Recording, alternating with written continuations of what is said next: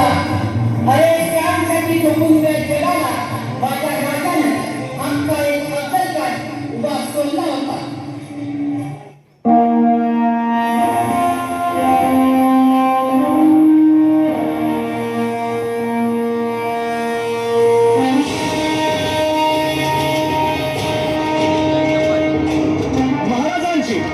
शिवाजी महाराजांची कीर्ती बेफाम होती.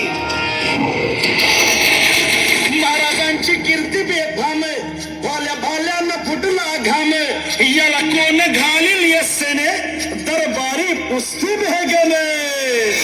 बडी बेगम म्हणजे अली आदिलशहाची आई बर का.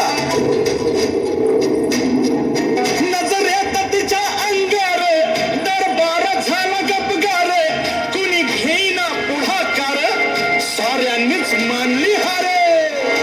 इतक्यात अचानक एक सरदार उठला, बोलला, हम लाएंगे शिवाजी को. आणि त्यानं विडा उचलला. नावतेचं अफजल खान, नावतेचं अफजल खान, चिता जागता जन्म सहिताने, कान बोलला छाती ठोकून, शिवबाला टाकतो चिरडून.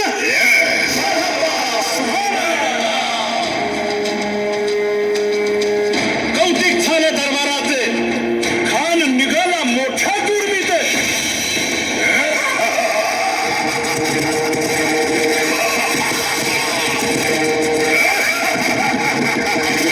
त्याचं घोडं दळ पायदळ, फौजा फाटाला ये बटके, अंगीत हा हत्तीचं फळ, पाहणारा खात छळछळ.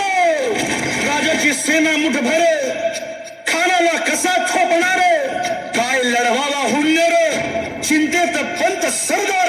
महाराज आपला जीव मोलाचा आहे, खानाचं सैन्य अफाट आहे, त्याच्या समोर आपला टिकाव लागणं अवघड आहे.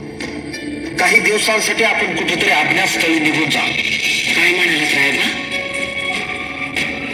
मासाहेब, आम्हाला आमच्या जीवाची पर्वा नाही, राजांचा जीव वाचणं गरजेचं आहे. साहेबा, शिवबा केवळ आमचा पुत्र नाही, तर अवघ्या मराठी जनांचा स्वाभिमान आहे. या माताने आपला पुत्र गमावला तरी बेहत्तर, परंतु ठारपणे पळून जाऊन या मराठी मुलखाचा स्वाभिमान गमावता कामा नये. अशा वाघिणीचा छावा. मासाहेब, आपला पुत्र आणि मराठी मुलकाचा स्वाभिमान विजय टिळा लावूनच परत. अशा वाघिणीचा छावा, गनिमाल कसा पोचावा, डोक्यात नेहमी निघावा, भेटीचा धन सांगावा.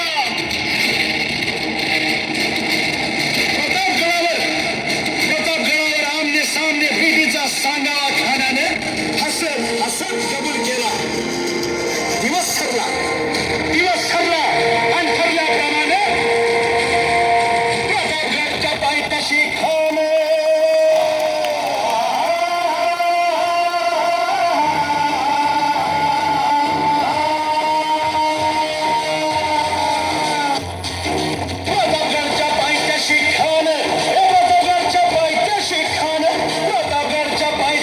खान आला बेगुमाने नाही त्याला जाण. शिवाजी राजाच्या करामतीची, शिवाजी राजाच्या करामतीची, शिवाजी राजाच्या करामतीची, आणि हास्य नाही जाणीव शेतीची, हास्य नाही जाणीव शेतीची, आणि करील काही कल्पना युक्तीची.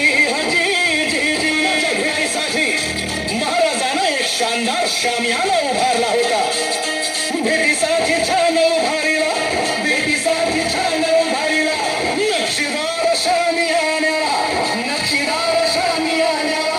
आणि अशा शामियान्या काने डौल कडून काने डौल कडून सय्यद संगतीला, सय्यद संगतीला, शिवबाच्या संगती महावा, शिवबाच्या संगती महावा.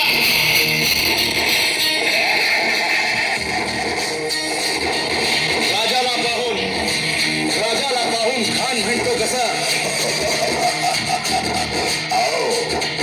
आओ शिवाजी, आओ हमारे गले लग जाओ, आओ. खान हाक मारी तो हसरी, खान हाक मारी तो हसरी, रोकून नजारा गहिरी जिरहाती.